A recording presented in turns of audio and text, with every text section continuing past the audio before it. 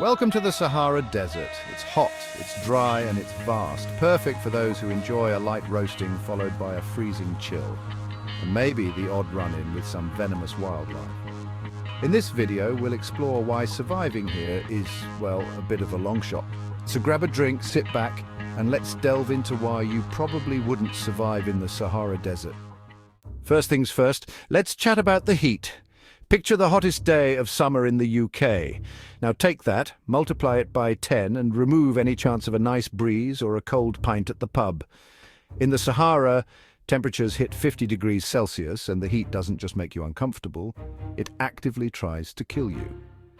Dehydration here is less of a concern and more of a guarantee. You've got about 24 hours before you're talking to mirages and seeing water where there isn't any. Let's not sugarcoat it. Water sources in the Sahara are as rare as a sunny bank holiday weekend. Unless you're packing some serious supplies or have befriended a camel with a canteen, you're done for. But don't think the heat's your only problem. Oh no, the Sahara isn't done with you yet. You see, when the sun goes down, temperatures drop faster than your Wi-Fi connection during a Netflix binge. We're talking 4 degrees Celsius at night, and no, there's no central heating. Without the right kit, you'll be going from roasting in the oven during the day to chilling in the freezer at night, like a sadistic weather roller coaster where there's no exit until morning, if you make it that long. You came here to sweat? Well, tough luck, because the Sahara's also going to turn you into an ice lolly. Next up on the Sahara's list of how can I ruin your day? Sandstorms. Now, before you think it's just a bit of sand, how bad can it be? Let me stop you right there. Sandstorms in the Sahara are like nature's way of throwing a tantrum, and you're stuck in the middle. Imagine being slapped in the face by a million tiny sandpaper particles, all while the wind is howling at over 60 miles per hour. There's no seeing where you're going, no breathing properly, and by the end of it, you'll have sand in places you didn't even know you had. And just when you think it's over, nope. It might go on for hours, maybe even days. You'll come out looking like you've had the worst spa treatment of your life. All right, so you've survived the heat, the cold, and the sandstorm. Now what? Well, good luck finding your way. The Sahara's vast and everything looks the same. It's like being stuck in an enormous sandbox where someone's hit a peat on the landscape. Oh, you've brought a compass?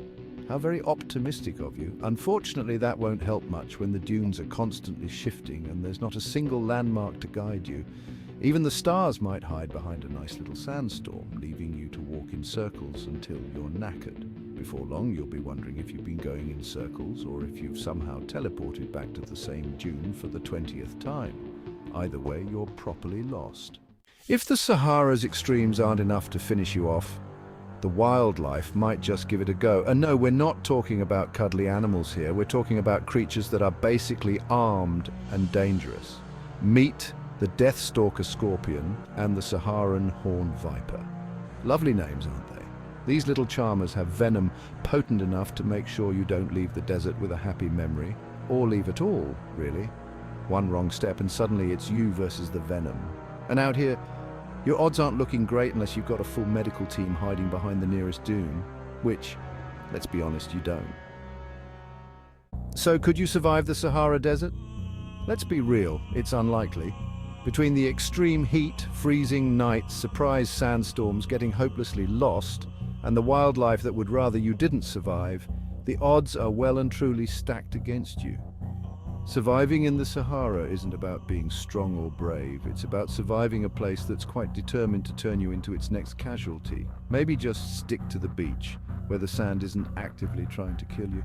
Remember, the desert might look stunning, but it's also one of the deadliest places on Earth. So next time you fancy a bit of adventure, how about you try somewhere with, I don't know, water and reliable Wi-Fi?